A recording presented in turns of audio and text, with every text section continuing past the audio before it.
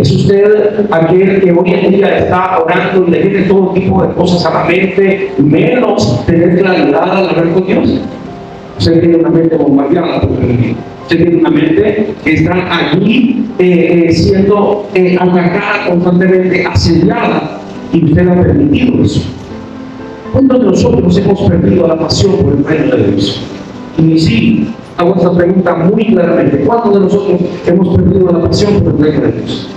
Sí, nos damos cuenta de que hemos perdido la pasión por el reino de Dios cuando hemos colocado lo natural, lo carnal, lo pasional, lo humano como más importante en nuestra vida, que el reino de Dios se pueda manifestar en nuestra vida. Y esa es la realidad para nosotros. Para muchos que están en las iglesias, el reino de Dios es algo efímero. Y cuando hablo de algo efímero, es algo lejano. Incluso han perdido el anhelo de vivir en la posición del hijo de Dios, del reino de Dios, que está en el reino de Dios. Y a pesar de haber aprendido claramente quiénes somos ahora, y cuál es nuestra posición en este mundo, cuál es nuestro propósito en este mundo, vivimos como si fuéramos el mundo. Muchos viven de esta manera. Y es por eso que Dios permite en nuestras vidas coronas de espinas. Y el tema que hoy traigo para ustedes es viviendo con una corona de espinas. Eso es lo que ha pasado en el Faller. Ustedes, bueno, se pueden haber preguntado, alguno otro puede haber preguntado, bueno, ¿qué significa eso de vivir con una corona de espinas? Bueno, el Señor fue quien llevó en la cruz esa corona de espinas.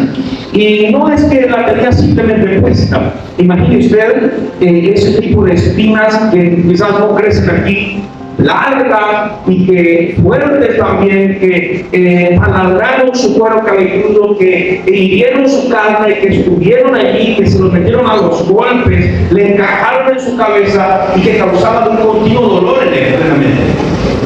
Había algo en esa corona de espinas. Usted dice, bueno, pero es que yo soy hijo de Dios, yo estoy en una posición diferente ahora. La Biblia me enseña de que yo estoy en una posición de reino. Sí, es verdad, pero nosotros también, muchas veces Dios permite y hace que vivamos con ese tipo de corona de espinas. Bueno, pastor, pero es que la Biblia dice que tendré corona de oro. Es verdad, tendremos corona de oro.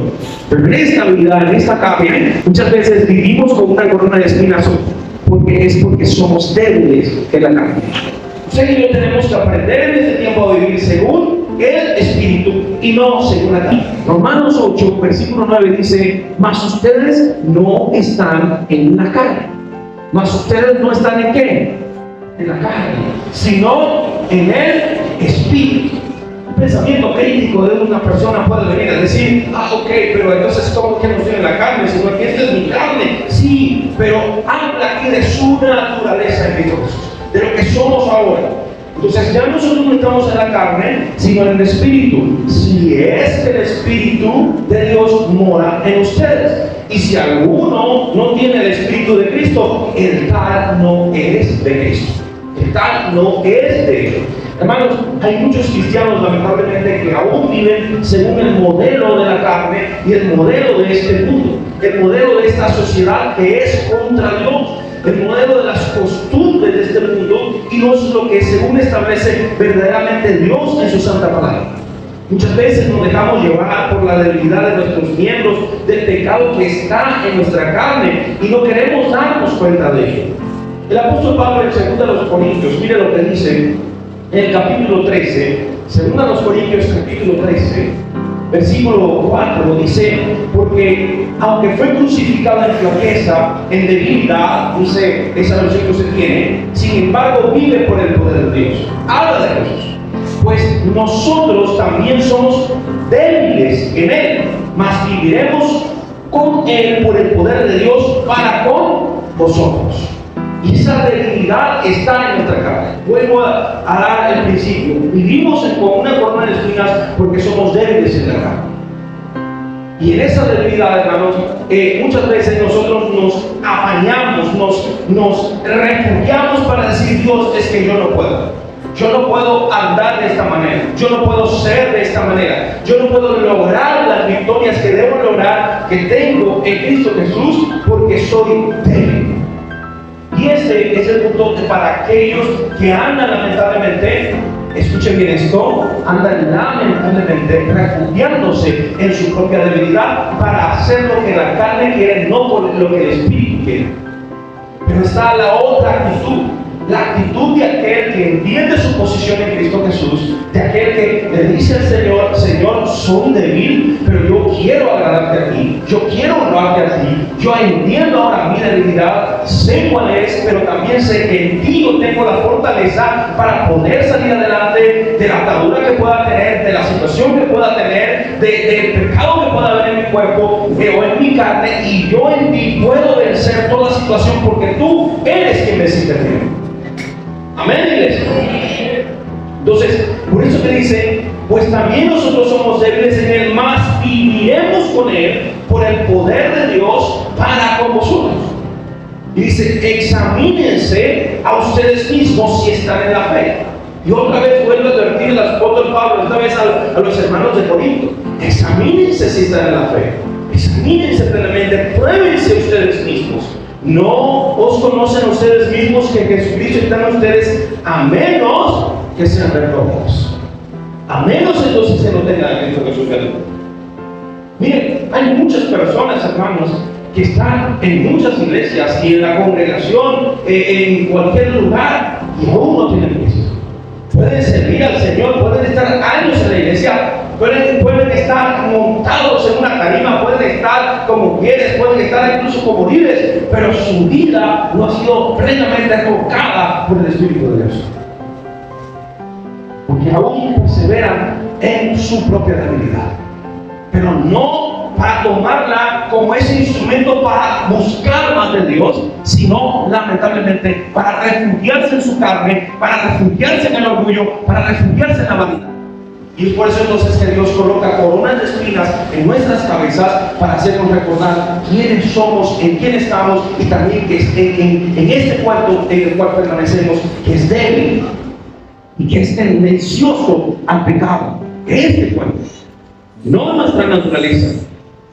Por eso que decía entonces aquí Pablo: ustedes son espirituales, pero si usted es espiritual, viva como espiritual. Usted, si va a la carne, entonces en la carne generará muerte, pero en el espíritu generará vida. ¿Ven, iglesia? Entonces, en 2 Corintios 12, versículo 7 también dice lo siguiente, y miren esto. El apóstol Pablo dice lo siguiente: y para que no me enaltezca desmedidamente por la grandeza de las revelaciones, me he dado un aguijón en la carne, un mensajero de Satanás que me abofetee para que no me enaltezca sobremanera. Muchos lo hemos conocido como el aguijón en la carne del apóstol Pablo. Unos dicen que era una cosa, otros otra cosa. Yo no voy exclusivamente al texto. El texto me habla acerca de lo que él se veía. Pablo tenía una debilidad y la mostraba. Pablo Dios lo usaba y Dios le llevó incluso al tercer cielo. Le mostró cosas inefables, cosas que no se pueden explicar incluso con nuestras propias palabras. Habla en tercera persona, pero se está hablando del mismo. Y la grandeza de esas revelaciones, incluso él se dio cuenta de que podían enaltecerlo, llenarlo de orgullo. Entonces él reconoce que había una debilidad en él. Pudo haber sido, según algunos dicen, que el problema de sus ojos, etc. Pero ahí muy claramente habla, dice, un mensajero de Satanás. Un demonio que lo estaba perturbando también aquí, que lo ofendía para que no desenalteciera sobremanera. Entonces, él es como ese tipo de corona de espinas que estaba sobre él para decirle: eres débil y necesitas entender de que está bien, estás en Cristo, estás en el Señor, sí tienes una posición con Cristo Jesús, pero no te enaltezcas, no decaigas, afírmate. Muchas veces, hermanos, las debilidades que Dios permite en nuestras vidas son para que nosotros permanezcamos siempre alertas, siempre pendientes. Miren, el que tiene un talento de algo, un talento innato, muchas veces, no digo siempre, pero muchas veces no se esfuerza por seguir creciendo. ¿Por qué? Porque ya tiene el talento. Hay algunos, entonces, que ya lo tienen, Y yo pongo, por ejemplo, en la parte musical, hay personas que tienen un oído tremendo, espectacular. Y viene y simplemente ya escuchó, ok, es exportar notas por esto, y esa me la sé yo de una vez. Y no se esfuerza porque ya confía en sí mismo, confía en su propio talento. Más el que no tiene ese tipo de talento innato, tiene entonces, o sea, es débil en esa área, tiene que esforzarse al máximo, tiene que estar el doble, triple, cuádruple, o practicando, o ensayando, o escuchando, para poder llegar a un nivel, y aún muchas veces ni siquiera llega que tiene el talento innato. Pero resulta que aquel que tenga ese talento innato como tal, si no se fortalece, si no busca practicar, si no busca crecer, aquel que no lo tiene, pero sí se esfuerza, en algún momento lo va a sobrepasar. Y ese otro, entonces, va a terminar fallando. ¿Por qué? Porque se esfuerza, se confía en su propio yo. Tiene una autoconfianza que deja entonces de ver a los demás, incluso ver a los demás como si nada. Orgullo, vanidad, enaltecimiento. Todo eso, porque todo eso sucede, viene en la carne. Y cuando nosotros dependemos de Dios, ahora vamos a la parte de Dios. Y si seguimos en esto, si viene alguien que está en algún ministerio o algo delante de Dios y tenga ese talento innato, pero no se esfuerza, no se busca la humildad, no se busca de estar en el Señor, de valorar también a los demás, en algún momento viene el orgullo, viene la vanidad y también va a venir la caída. Porque Dios, a quien se enaltece, Dios humilla. Es por eso que le está dando una corona de espinas. Es por eso, si vamos a decir como Pablo, un aguijón también en la carne. Debilidad. Porque nosotros no somos perfectos, hermanos. Quien venga a buscar perfección en un ser humano, en un hombre, en un líder, en una líder, en un pastor, hermano, va a fallar. ¿Por qué? Porque nosotros también tenemos debilidades. Claro, uno tiene que ejercer y tiene debilidad. El único que tiene perfección es Cristo Jesús. Es nuestro Señor, y en Él nosotros sí no tenemos que aferrarnos, sí tenemos que fortalecernos. Entonces, para el que quiere crecer, esa corona de espinas, esa debilidad, se puede convertir entonces en el mejor incentivo para cuidar de lo que somos en Cristo con temor y temor. Señor, soy débil en esta área. Señor, entonces yo tengo que fortalecerme continuamente todos los días. Porque como enseñaba el viernes, el enemigo no hace un ataque y se olvida, se pierde. Y se va y deja, y como otra vez, igual un ataque, bueno, este está fuerte, vamos a dejarlo quieto. No, hermano, el enemigo tiene un asedio constante a nuestras vidas. Hay un asedio absoluto. Y hay 3 áreas donde nosotros recibimos ataques constantemente. Los que están los viernes, los cultos de oración, ya deben saberlo. Uno, nuestra carne.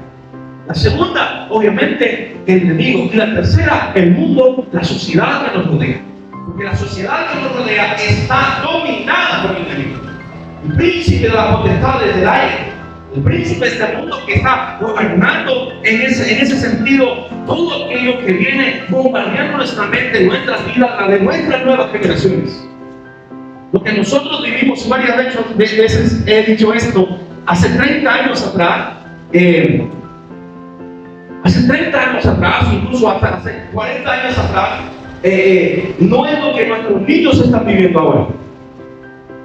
Sí, hermano. Porque tenemos que cuidar lo que nuestros niños ven, observan. Antes un niño con un muñeco, un carrito, una cuestión o algo, hoy en día tiene una tablet, un teléfono, si tiene internet, entonces tiene que estar velando por lo que ellos están viendo, porque en cualquier momento se le filtra algo y lamentablemente la mente de nuestros niños es contaminada. Sus corazones son contaminados. Y aún más. Entonces, lo que estamos viendo ahora no es lo mismo que nosotros años atrás vivimos antes. Muchos hermanos viven de esa manera. Y repito, nos toca tener, hermanos, ese aguijón en la carne, o nos toca tener esa corona de espinas, porque somos débiles en nuestra carne. Y esa debilidad, ese aguijón, esa corona de espinas nos recuerda, mira cuál es tu posición, recuerda quién es el Cristo Jesús, y recuerda también lo que Él hizo por ti. Recuerda también lo que Jesús sufrió por ti. Hermanos, ¿cree usted que ha sufrido algo de lo que el Señor sufrió? Que usted que ha sufrido algo de lo que Jesús pasó por nosotros. ¿Sabe usted lo que hizo que nuestro Señor expirara? ¿Sabe usted realmente, y médicamente hablando, estaba viendo un testimonio de cómo hicieron el análisis de la causa de la muerte de Jesús? Y habla de que cuando el centurión metió la lanza en el costado, salió sangre y agua. Es decir, que había entonces explotado parte del corazón, del pericardio del corazón, y explicaba que cuando ocurre eso, es que una persona, entonces, es el dolor tan grande, tan tremendo, que su corazón termina estallando. Es el dolor que causó en Jesús todos nuestros pecados.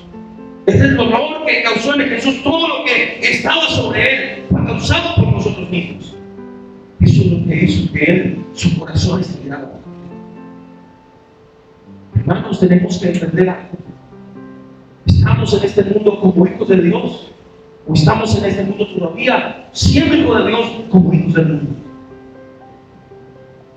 Somos hijos de Dios y debemos vivir como hijos de Dios. ¿A qué nos ayuda? ¿A qué nos ayuda a vivir con esa corona de espinas? Es una tipología de lo que estoy hablando. Es como y esa debilidad. ¿Qué nos ayuda? Y yo veo esto, hermanos y hermanas. En primer lugar, nos ayuda a depender de Cristo. Vivir con esa corona de espinas nos ayuda a depender de Cristo. Las dificultades, las situaciones duras nos ayudan, nos llevan a depender de Dios. Muchas veces, cuando estamos bien, tranquilos, cuando no hay problema, creo que tendemos en nosotros mismos a alejarnos de esa búsqueda de Dios. Es cuando vienen los problemas, cuando vienen las situaciones que ya, entonces nos vemos de acuerdo del Señor. Día y noche estoy delante de su presencia, estoy aquí y le busco, y para acá y para allá. Y ojalá fuera más bien todo el tiempo que hiciéramos así, por amor. Pero no es en nuestra carne más bien nos lleva a que, como ando bien, como estoy tranquilo, pues busco a Dios cuando tengo problemas. Bueno, entonces Dios nos va a dar de continuos problemas para que le estemos buscando y estemos dependiendo siempre de Él. Romanos 8:17 dice lo siguiente. Mire esto. Dice, y si hijos también herederos. Somos hijos de Dios, sí, y si hijos somos también herederos. Herederos de Dios y coherederos con Cristo. Si es que padecemos, ahora mire esto, si es que padecemos juntamente con Él, para que juntamente con Él seamos también glorificados. Los padecimientos que nosotros podamos tener, y que a veces Dios es tan maravilloso y tan misericordioso que no permite, ¿cierto?, como dándonos un tiempo más para ver si estamos aferrados a Él o no. Esos padecimientos nos ayudan, hermano, también a entender nuestra posición con Él. Porque si somos hijos, somos herederos de Dios, sí, si es que padecemos juntamente con Él. Hermanos, les digo, y ninguno de nosotros ha padecido realmente lo que el Señor ha padecido. Nos ha tocado una ínfima parte de su padecimiento.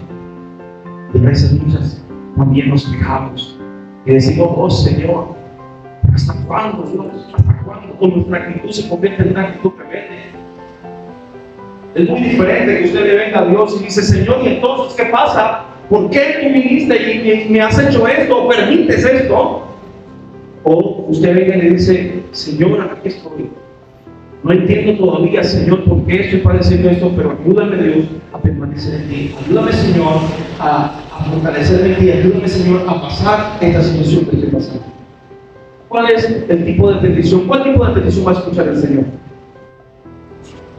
La orgullosa, la que le dice, mira, Dios, o aquella que viene y le dice, Señor, no comprendo esto, pero aquí estoy humillado delante de ti.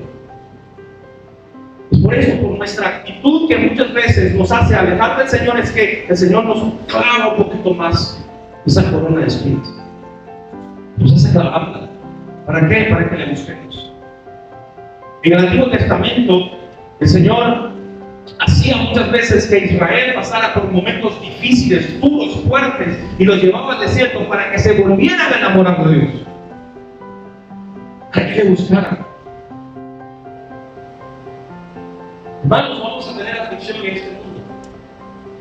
Si alguien piensa que este mundo va a mejorar, si alguien piensa que este mundo, esta sociedad va a tener a los cristianos en alta estima, va a tener no, creo que está en un sueño, ¿sí? Porque estamos viendo el tiempo último, un tiempo donde el mismo cristianismo va de decadencia y donde lamentablemente el mismo mundo va a rechazar a los hijos de Dios. Más y más. Más y más. En Juan capítulo 16, versículo 33. Juan 16, 33, miren lo que dice. Y estas cosas les he hablado para que en mí tengan paz. En el mundo tendrán aflicción. En el mundo tendrán aflicción.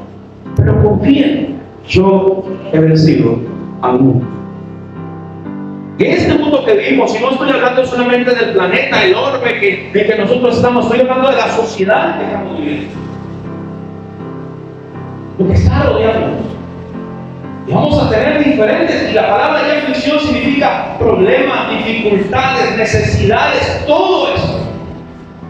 Como cualquier persona, normalmente tiene, obviamente, pero también aún más, porque somos hijos de Dios, y como hijos de Dios somos luz y brillamos en un mundo que cada vez va más a la oscuridad. Y obviamente Satanás, el príncipe de la potestad de este mundo, va contra nosotros, va contra los hijos de Dios, va contra aquellos que brillan y que buscan de la presencia del Señor. Es por eso que nosotros tenemos que estar aferrados a Cristo Jesús. Pregúntale que está al lado suyo, ¿estás aferrado a Cristo Jesús?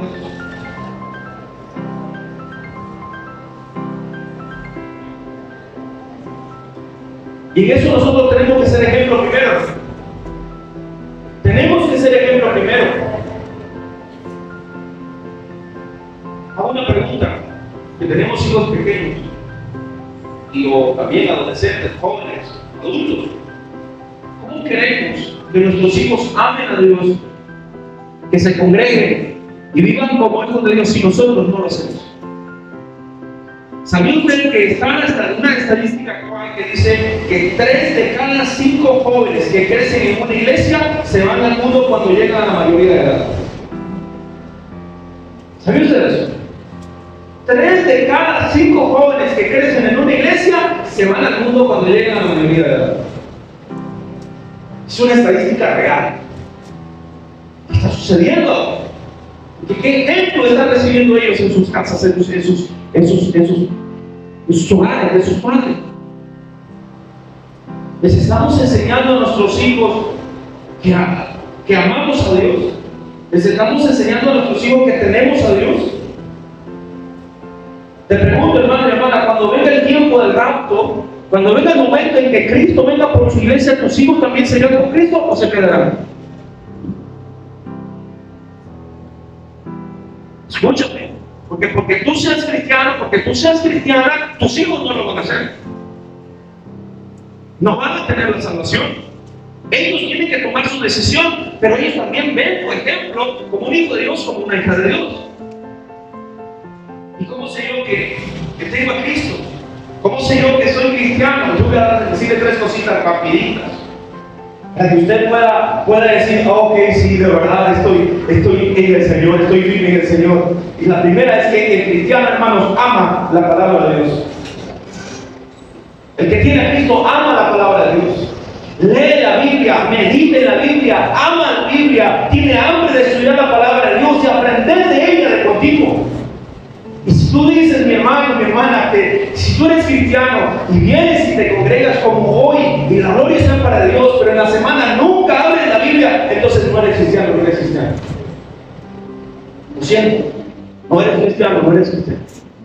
Porque cuando en verdad tenemos el Espíritu Santo en nuestra vida, tenemos esa necesidad de alimentarnos de este libro, de esta santa palabra de Dios, y que es algo que se forma en nosotros como la mayor necesidad, como nuevas criaturas, como hijos de Dios. La necesidad de estudiarla, de leerla, de alimentarnos de ella. Me pregunto, si usted solamente se alimenta el día domingo en la mañana y en la semana usted no se alimenta, ¿usted va a tener vida? Es decir, que en 7 días Usted se le meta una sola vez y usted va a estar permanecer robusto, va a permanecer fuerte. No, hermano, no, hermano. Igual, si usted solamente toma agua en un solo día, el domingo, y viene el resto de la semana usted no toma agua, ¿qué le va a pasar? Se va a morir.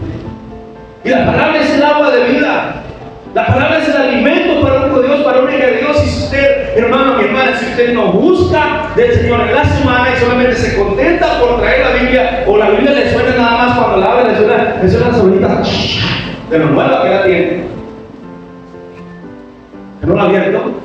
Lo siento, pero usted, si es que de Dios, como dice Pablo, si es que el Espíritu Santo está en usted no tiene. La otra cosa, hermanos, el cristiano ora.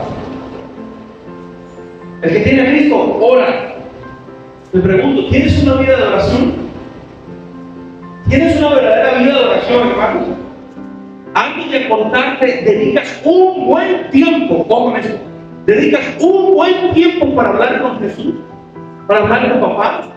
A levantarte, buscas, lo primero que buscas es estar con el Señor, ok, te levantaste, fuiste, te medio limpiaste, montaste la vida para el café, pero viniste y te metiste con Dios. O lo primero que agarras es el teléfono para ver todo tipo de redes, cuestiones y cosas y todo esto. El cristiano ora, hermanos. El cristiano anhela levantarse, buscar a Dios de día, de noche, adorar a Dios, buscar su presencia. ¿Te estás esforzando por estar en los cultos de oración? ¿Te gusta orar? ¿Te gusta comunicarse con Dios? El cristiano verdadero ora, estudia la palabra, ora. Y el cristiano también, la otra señal que usted tiene a Cristo, el cristiano verdadero le habla a la gente de Cristo. El cristiano verdadero le habla a la gente de Cristo Jesús. No desperdicia la oportunidad que pueda tener para compartir las buenas nuevas de salvación a toda persona. Y si alguien dice que es cristiano, que es cristiana, y desde que se convirtió a nadie le ha hablado de Cristo, o aún ahora no lo ha hecho, tu cristianismo es una religión. No es el cristianismo bíblico, no eres nacido de nuevo, no eres nacido de nuevo. ¿Por qué, hermano y hermana? Porque necesitas, porque debe haber en nosotros esa necesidad inherente de compartir las buenas nuevas de salvación. Y si viene Cristo en este día, o si viene Cristo mañana en el arrebatamiento, usted se va a quedar. Y va a vivir, hermano, la gran tribulación que se viene como jamás en el mundo haya vivido. Terremotos, guerras, persecución a muerte, lluvias de meteoros, destrucción del agua, de los seres vivos que hay en el planeta, en la tierra, en el mar, hambre, enfermedades, aberraciones como jamás se han visto en el mundo entero. Radiación en todo el mundo a causa de las guerras, dolor extremo, no habrá esperanza y habrá desperdición eterna.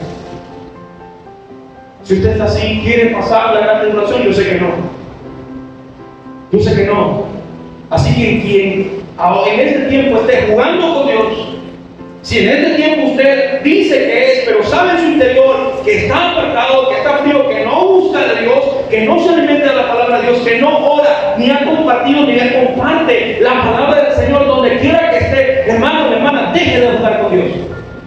Y deje de poner su corazón, sus ojos, su amor en el mundo. Deje de jugar en dos aguas, de aparentar algo que ha querido tener, pero que no desarrolla. Y venga el Señor, venga la palabra de Dios, arregle sus cosas, arréglese con el Señor, arréglese con su familia, arregle su matrimonio y sea un ejemplo verdadero para sus hijos. Siembre la palabra de Dios en ellos, siempre vida en ellos, póngase en paz con Dios. Porque los tiempos que vienen, hermanos, serán como nunca se han visto en el mundo entero, en toda la historia de la humanidad.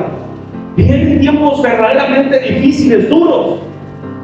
Y la iglesia, hermanos, tiene que estar preparada para ello.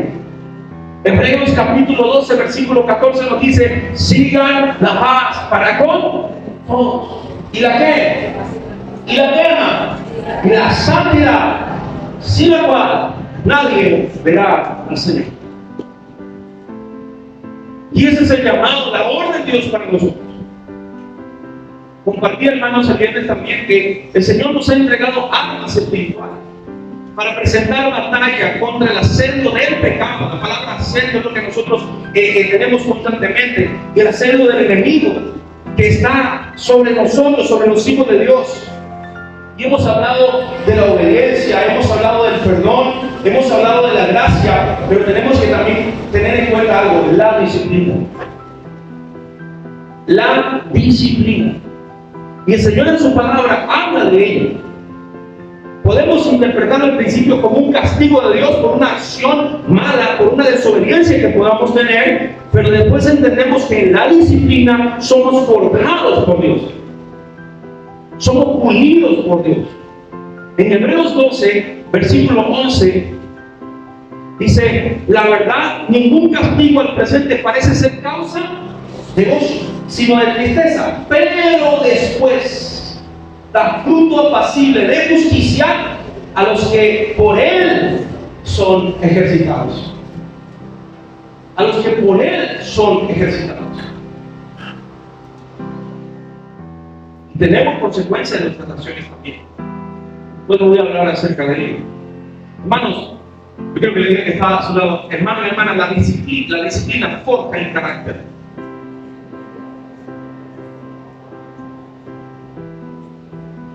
¿Tiene usted disciplina en Cristo Jesús? ¿Tiene usted disciplina en buscar al Señor? ¿O tiene disciplina en buscar el Facebook, el WhatsApp, el Instagram, etcétera, pero no en el Señor? Ah, ya es disciplina. Sí, vamos, estamos hablando aquí en serio. Estamos hablando aquí la realidad. Pero no es Dios. ¿Sabe, hermanos?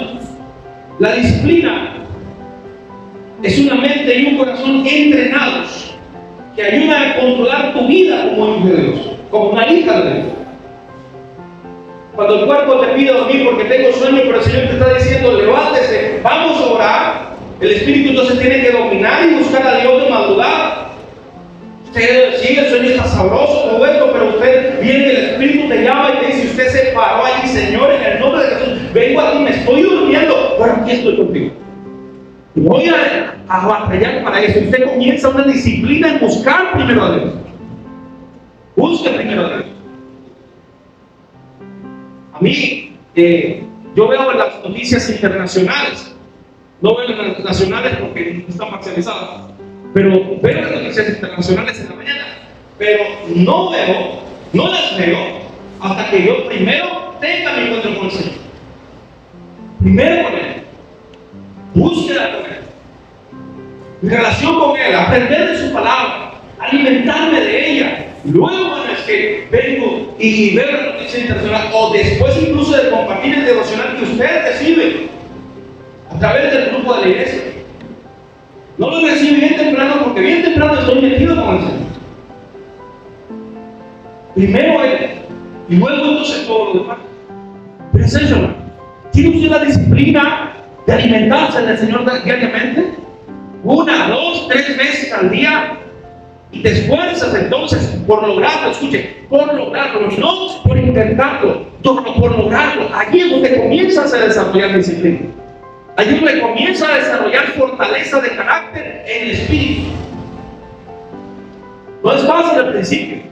Es como aquella vez que cuando usted, que tiene tiempo, que nunca se ha ejercitado, y para usted tiene algunas situaciones, uno voy a empezar a ejercitarme para mejorar mi salud, para crecer, para estar mejor en salud física, y usted comienza a entrenar el primer día. El primer día, hermano, no va a ser puras rosas, va a ser espinas.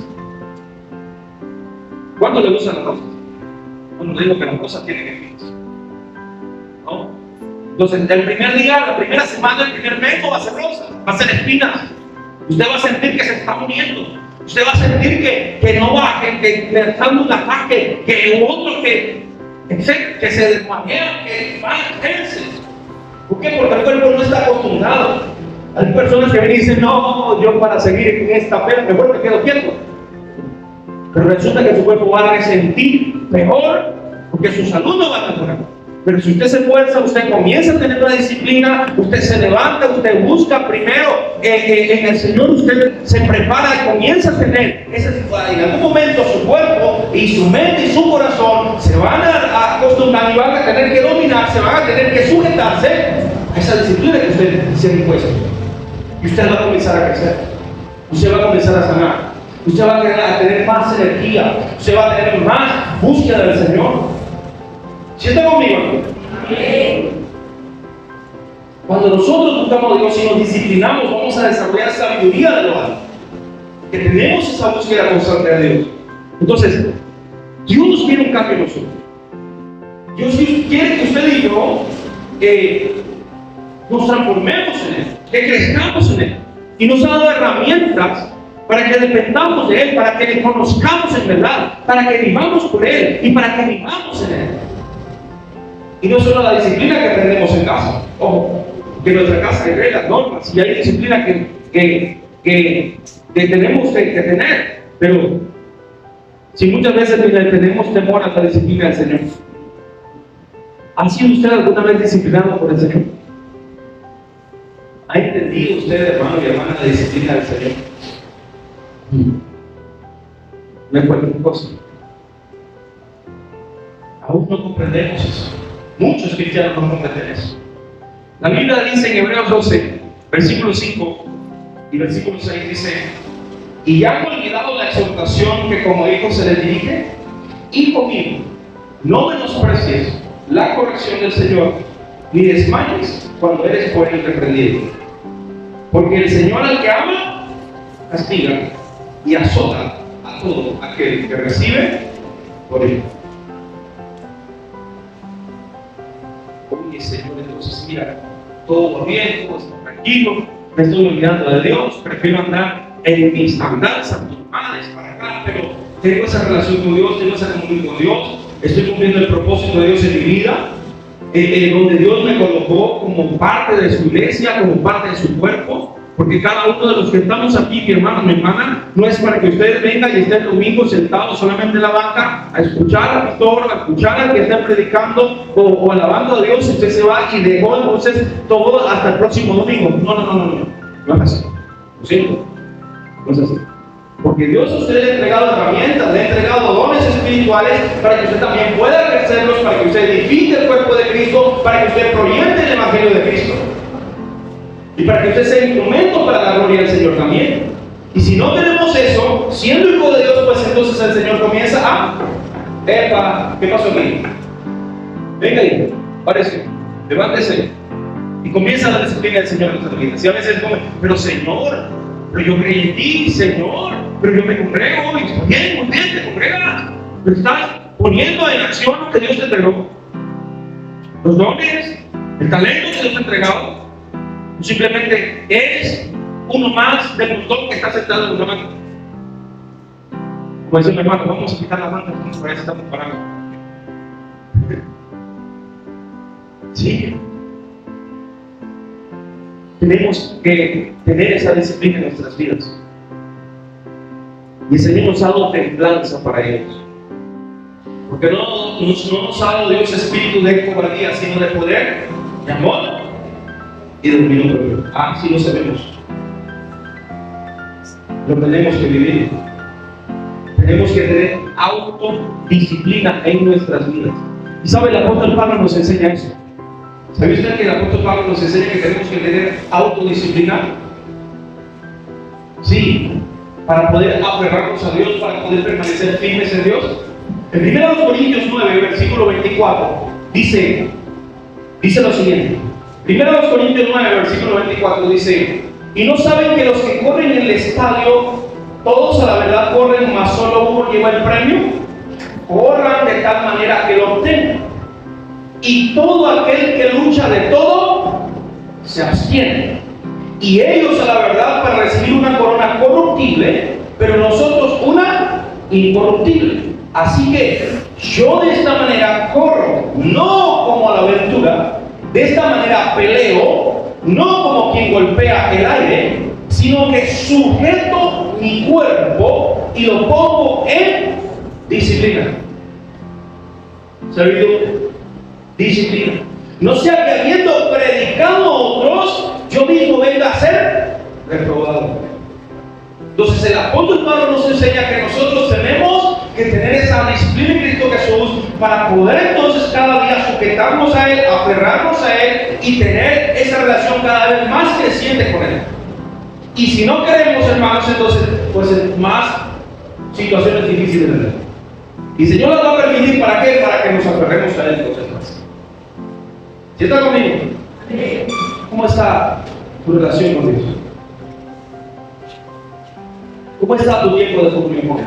¿Cómo está la búsqueda de llenarte del Señor? ¿Es una necesidad de ti, mi hermano, mi hermano? ¿O es una costumbre obligante? ¿Es una costumbre que va llenando de sequedad y que va perdiendo interés día con día?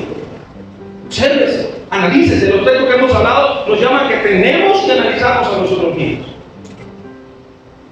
Pero si yo me autodisciplino con el Señor, de buscarle, de aferrarme a Él, entonces esto es lo que va a fortalecer tu vida en Cristo Jesús cuando venga el tiempo de adversidad, cuando venga el tiempo difícil, cuando venga la prueba, cuando venga la tentación.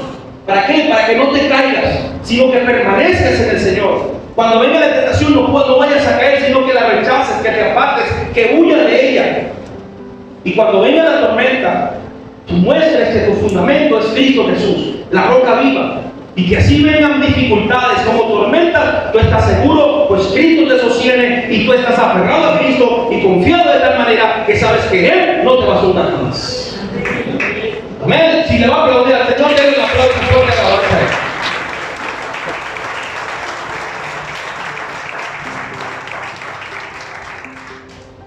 Vivir con una corona de espinas, hermanos, nos ayuda a no estar cómodos en nuestra zona de confort.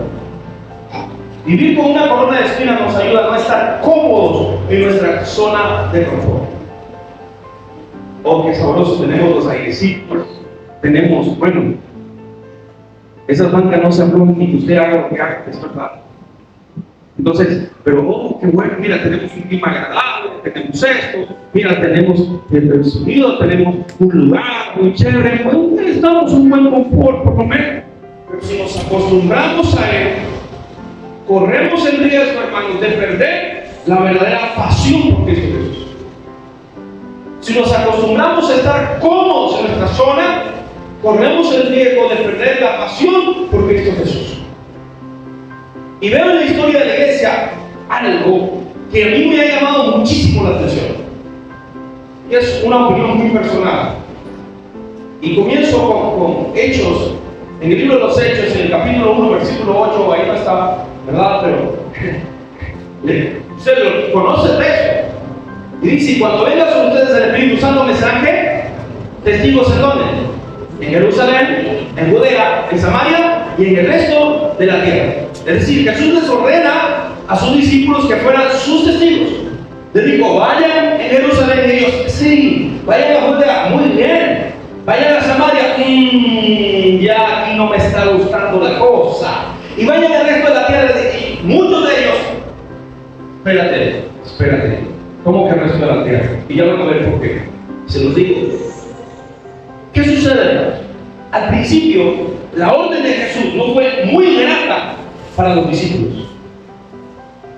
La orden del Señor que le dijo: mira, vayan a las naciones, vayan por todo el mundo y prediquen el Evangelio, vayan y hagan discípulos a las naciones, no fue una orden muy grata para los discípulos. Le digo, esa es una opinión muy personal.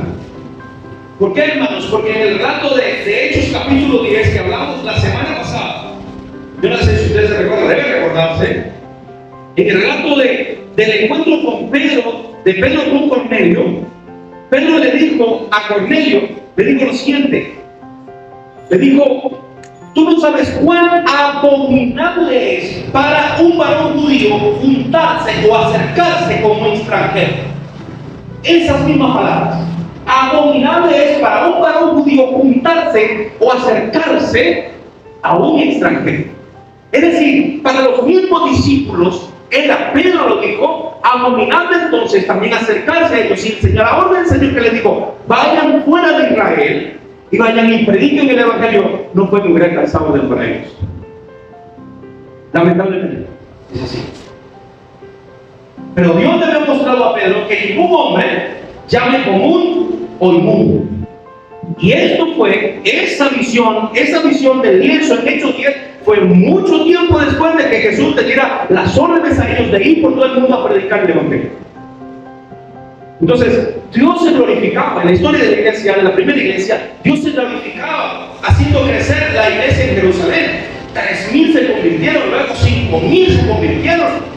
Tremendo, algo único. Había 120 y luego 3,000 y luego 3,120, 5,000 más, 8,120 personas estaban en Cristo, conformaban en Jerusalén la iglesia.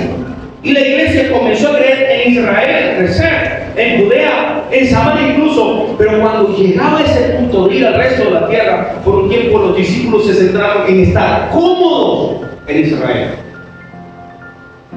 Vean la historia. ¿Qué tuvo que usar Dios, hermanos, entonces para hacer que se cumpliera su orden? Vayan por todas las naciones. ¿Qué tuvo que usar Dios? La persecución a la iglesia. La persecución a la iglesia. Y usó a varios, desde el gobierno que estaba, desde el gobierno romano que comenzó a perseguir a los cristianos, que no era un grupo armado, que no era un grupo que quería disolver al gobierno romano, para nada, pero enseñaba principios de vida, enseñaba principios de moralidad en una sociedad decadente, destructora por completo, y comenzaron a perseguirlo. Incluso dentro del mismo pueblo de Israel. Y un personaje llamado Saulo de Tarso era el máximo perseguidor, que Dios llamaría después a servirle. Y si usted va conmigo en Hechos, capítulo 9, versículo 13, dice lo siguiente. Y mire esto, Dios llama a un varón llamado Ananías. Y entonces Ananías respondió diciendo: Señor, he oído de muchos acerca de este hombre, de Saulo, de cuántos males ha hecho a tus santos en Jerusalén, y aún aquí tiene autoridad de los príncipes, de los sacerdotes, para apresar a todos los que invocan tu nombre. Y le dijo el Señor: ven, y escuche esto, porque instrumento escogido me es este, para que lleve mi nombre en presencia de los gentiles, es decir, de los extranjeros, y de reyes, y de los hijos de Israel. Y el versículo 16: porque yo le mostraré cuánto le es necesario ¿qué, hermano? Padecer por mi nombre. No ser exaltado, no ser el más grande por los hombres, padecer por mi nombre. Y nosotros como cristianos lo tenemos como uno de los más grandes. Pero en su mundo, en ese tiempo, era la piedra en el zapato de las naciones. Pablo. ¿Acaso cuando llegaron él y Bernabé a un lugar, uno de los que venían y se lucraban haciendo estatuas de la diosa Diana y el templo de la diosa Diana, decían: estos que trastornan el mundo entero han llegado en este lugar? Y para nosotros, esa palabra, esa frase, trastornan el mundo entero, suena como que, oh, qué tremendo, impactante. Pero para ellos era: estos son la piedra en el zapato, hay que destruirlos por completo. Veamos, el mundo nos ve a nosotros como la piedra en el zapato, por ejemplo, para no decir otra cosa. Está usted siendo aquel que trastorna este mundo, pero para que la gente pueda venir a Cristo, ¿o no, hermano? Dios entonces sacó a la iglesia de su zona de confort. ¿Para qué? Para que permanecieran en Cristo Jesús. Porque ellos estaban entonces quedándose en ellos mismos, estaban: no, ya ganamos en Israel, ya ganamos en Jerusalén, ya tenemos esto. Entonces Dios los sacó con la persecución de esa zona para que pudieran cumplir su orden, para que caminaran por fe, para que estuvieran siempre alertas. Hermanos, no hay más peligroso, nada más peligroso que una iglesia que esté dormida, porque se convierte en presa de Satanás. Y es por eso que Dios permite esa corona de espinas. Es por eso que Dios permite esos tiempos, esas persecuciones, esos ataques, para que la iglesia esté activa y despierta buscando de Dios. Leemos una historia acerca de estos japoneses. Esa gente de verdad se inventa lunas. Y ellos pescaban, querían pescar más a nivel industrial e hicieron barcos que tenían entonces adentro como peceras gigantes. Ellos, porque si ellos metían esos peces congelados, algunos se les dañaban, porque era mucho tiempo lo que ellos duraban en alta mar. ¿Qué hacían ellos? ¿Qué hicieron entonces? Ellos agarraron dentro del barco, agarraron lugares como si fueran piscinas grandes, le echaban agua del mar y todos los peces que agarraban los entonces metían dentro del barco. Pero llegó un momento donde los peces, al sentirse cómodos, dejaron de nadar. Dentro del barco los peces se sentían cómodos y dejaban de nadar. Y obviamente entonces se echaban a perder sus carnes porque no se movían. Y cuando llegaban a puerto, pues ya tenían pérdida. ¿Qué fue lo que hicieron estas personas? Algo muy sencillo. Colocaron entonces dentro de cada uno de esos barcos, en cada una de esas piscinas internas, por decirlo así, 2 tiburones. 2 tiburones pequeños. Pero bueno, y es que los tiburones, entonces, ¿qué pasa? ¿Se iban a comer a los? No, porque era tal la cantidad de peces que con un tiburón o 2, pues ellos no iban a tener pérdida realmente, sino que más bien iban a tener ganancia. ¿Por qué? Porque al tener allí dentro los tiburones, los peces no iban a dejar de moverse. Los peces siempre iban a estar alertas. Y no se sentían cómodos, porque no tenían quien los persiguiera. Así hace el Señor también con la iglesia. Muchas veces nos sentimos en nuestra comodidad, pero ¿para qué voy a hacer esto? ¿O para qué voy a hacer aquello? No. ¿Por qué, hermanos? Porque al estar cómodos en nuestra zona de tranquilidad, de confort, perdemos la pasión por Dios. Cuando tú te sientas cómodo en esa posición, tiendes a perder la pasión por Dios. El proverbista entendió esto. Y el proverbista le pidió al Señor algo tremendo. En Proverbios 30, versículo 7 dijo: 2 cosas te he demandado. No me las niegues antes que muera. Vanidad y palabra mentirosa aparta de mí. No me des pobrezas, ni qué, ni riquezas. Algunos dirán: no, Señor, a mí no me gusta esta palabra. Yo quiero ser rico. Yo quiero ser rico, hermano. ¿Usted es rico, hermano? ¿Sí o no? Después vamos a hablar de eso. Vamos a ver bien eso, ¿no? Es un tema muy bonito, muy hermoso, ¿verdad? Pero dice: manténme del pan necesario. No sea que me sacie y te niegue y diga: ¿quién es Jehová? Es decir, me llene de vanidad, me llene de orgullo, porque yo soy el que hago, yo soy el que, etcétera. Entonces, venga yo y me llene en mí. Me pongo cómodo en mi zona. Y dice: o que siendo pobre, hurte y blasfeme el nombre de mi Dios. Hermanos y hermanas, hay muchos que teniendo a Cristo están comoditos en su zona. Yo no voy a la iglesia, porque yo no me congrego, Señor, yo no me congrego como iglesia, porque yo quiero enlace. ¿Has escuchado eso? Y está la palabra, Dios. O otra excusa: es que Dios sabe que yo estoy ocupado, Señor. ¿Cómo me voy a congregar, Señor, si yo estoy ocupado? O de repente, muy pocos.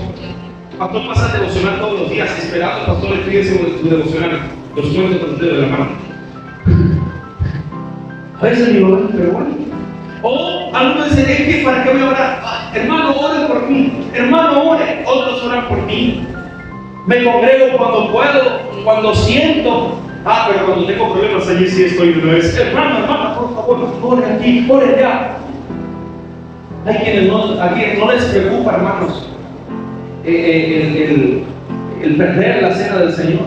Es que vienen los diáconos, Señor. Entonces, y esto, aquello.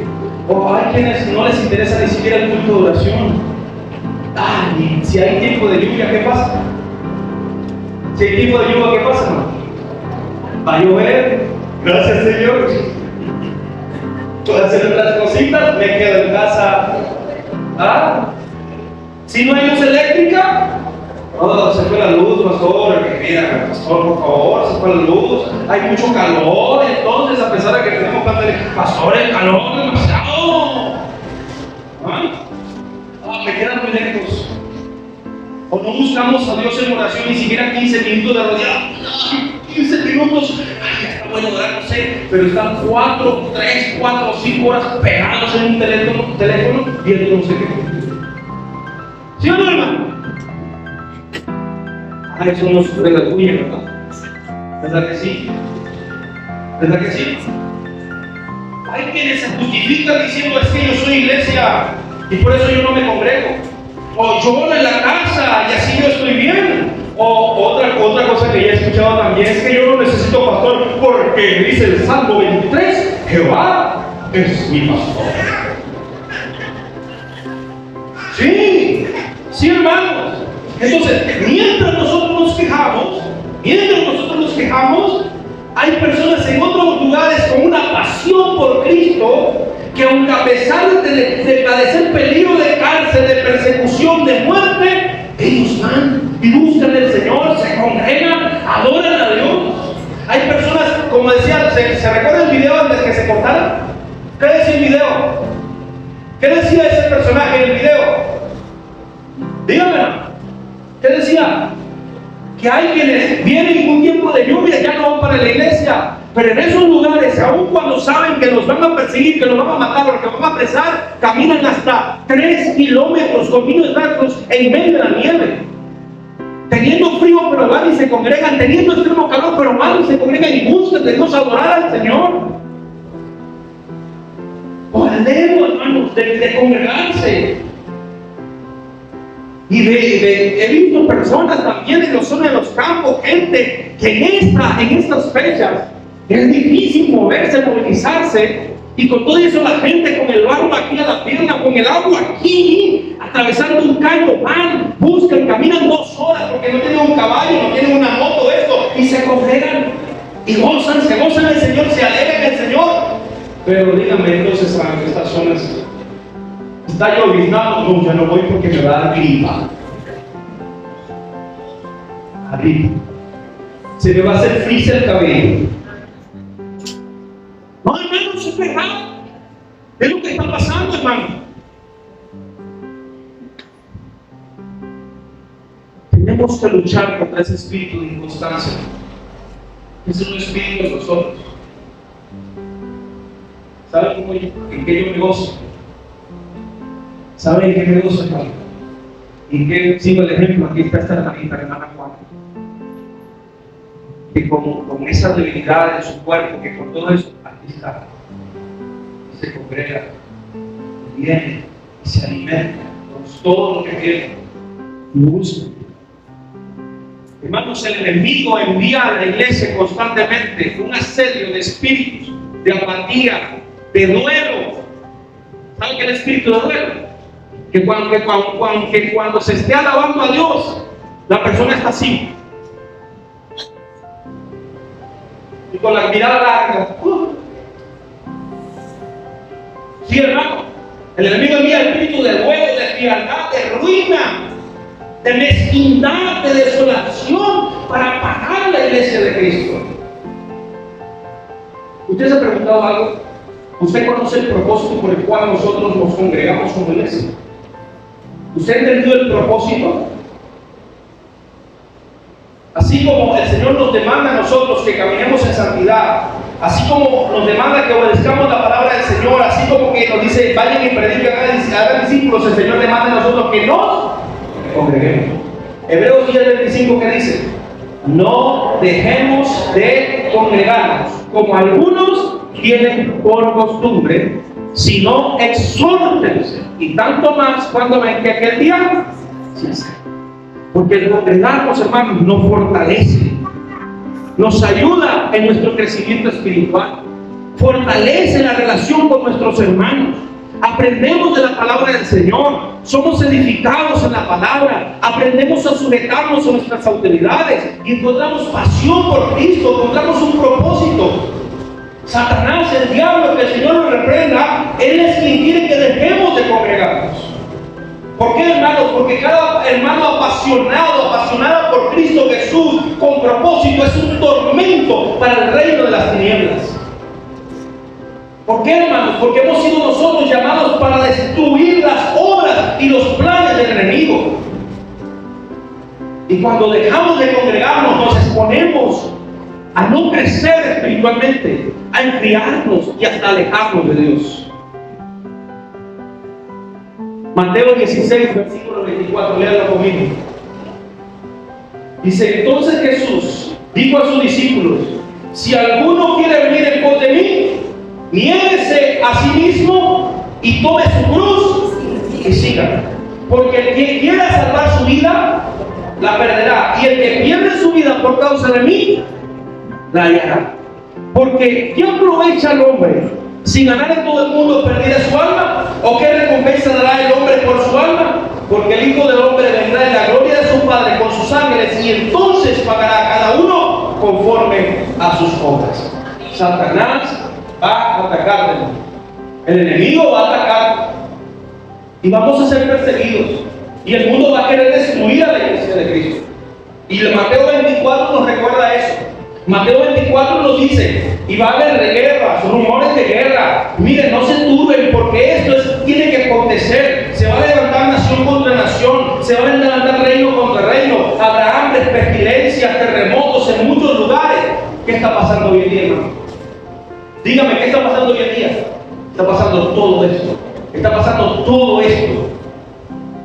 Y entonces el versículo 9 dice: y entonces les entregarán para ser atribulados y les matarán y serán aborrecidos de todas las naciones por causa de mi nombre.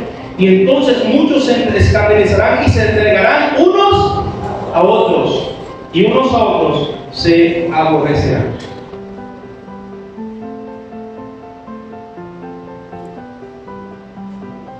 Y por último, vivir con una corona de espinas nos ayuda a valorar lo que nos ha sido dado.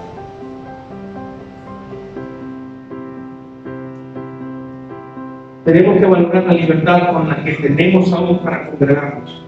Y tenemos que aprovechar al máximo, hermano, porque hay lugares en el mundo, así como ese hermano que dio el testimonio, que queriendo congregarse no pueden hacerlo. Tenemos que valorar al máximo la libertad que tenemos de predicar el mensaje de la palabra, en todo lugar, en todo momento, y aprovecharlo al máximo, porque hay personas que no, queriendo hacerlo, no tienen la opción. Tenemos que valorar, hermanos, todo lo que el Señor nos ha entregado, lo que tenemos para adorarlo, para cuidarlo. Tenemos que valorar lo que el Señor nos provee, hermanos, lo que nos da, para ser crédulos, para ser agradecidos. ¿Sabe lo que Dios abomina? ¿Sabe lo que Dios no le gusta? La incredulidad. Dios abomina la incredulidad. Que no creamos que Dios es el proveedor. Sí. ¿Cómo es eso? ¿Quién te provee a ti, mi hermano mío? No es la gente, no es el sistema que vivimos, el sistema que gobierna, no es el esposo, la esposa, los padres, es Dios. Porque de Dios viene todo buen don y toda dádiva perfecta. Es de Dios. Y cuando quitamos los ojos del verdadero proveedor, que es Dios, y lo ponemos en los hombres, en el trabajo, en el dinero, estamos dejando de Dios a un lado. Y eso entonces es incredulidad, porque convertimos al dinero en un ídolo. Así es. Entonces, ¿cómo nos ayuda a valorar Dios lo que nos da el Señor? Que nosotros debemos también. Nos prueba en el principio del altar con alegría del corazón para su obra, para la extensión de su obra en nuestra comunidad. Cuando nosotros damos a Dios, es allí donde también le decimos al Señor: Señor, yo valoro lo que tú me has dado. Pero ponemos muchas excusas. Señor, pero es que no me alcanza. Señor, pero es que mira, tengo esto, tengo aquello, no me alcanzó. Yo le pregunto esto: ¿quién es Dios según lo que dice la palabra para nosotros? ¿Quién es Dios para nosotros entonces? En 2 Corintios 9, versículo 8 dice: y poderoso es Dios. Y poderoso es Dios para hacer que abunden ustedes toda gracia, a fin de que teniendo siempre en toda la suficiente, en todas las cosas, y abunden para toda buena obra. Es decir, que el Señor nos dice, Dios es suficiente, Dios es poderoso para que usted tenga para su comida, tenga para su medicina, tenga para las necesidades, pero también para que usted agradezca a Dios, dándole al Señor lo que tiene. ¿Por qué no te alcanza, hermano? ¿Por qué no me alcanza, hermana? Porque somos avaros. No nos alcanza porque somos avaros. Porque en la avaricia demostramos que somos incrédulos para con Dios. Porque no creemos en su poder, promesa que dice que Dios es poderoso para proveernos en toda necesidad y para ser agradecidos. Y el Señor también nos prueba en esto, hermanos, y descubre en muchos que hay avaricia en sus corazones. ¿Y por dónde nos disciplina el Señor entonces, hermano? ¿Por dónde? Por el mismo bolsillo. Porque nos quitan lo que hemos levantado como ídolo. Nos quita el dinero y de verdad no nos alcanza. Y muchos se empobrecen más y más. Y los que se empobrecen critican entonces a los que Dios entonces va bendiciendo. ¿Por qué? Porque decidieron probar a Dios. Porque han sido fieles a Dios. Y los que más critican, hermanos, son los que menos dan a Dios. Entonces Dios nos prueba para ver si valoramos esa bendición que nos ofrece. Y nos prueba también en nuestras finanzas. Si somos fieles en este principio que Él estableció para su pueblo. Plenamente para cada uno de nosotros. Y termino aquí, hermanos. El Señor nos ayuda a valorar nuestra identidad como hijos de Dios. En 1 Pedro 2, versículo 9 dice: ¿Mas ustedes son qué? ¿Mas ustedes son qué? Linaje escogido, real sacerdocio, nación santa, pueblo adquirido por Dios, para anunciar las virtudes de aquel que les llamó de las tinieblas a su luz admirable. Somos eso, pero tenemos un propósito. Hemos alcanzado ahora misericordia. Antes no éramos pueblo, ahora somos pueblo de Dios. Y ese es el llamado que el Señor nos hace. A vivir conforme al Señor. A vivir conforme a su voluntad. Hermano y hermana, usted está pasando por un momento que digo, es como si tuviera una corona de espinas en mi cabeza. Dele la gloria a Dios. ¿Sabe por qué? Porque en medio de eso, si usted valora al Señor, si usted entiende que Dios le está haciendo pasar por un momento difícil y está con una debilidad o tiene una batalla, dele la gloria a Dios y dígale: Señor, que me baste tu gracia. Ayúdame, Dios. Ayúdame, Señor, a crecer en ti, a afirmarme en ti.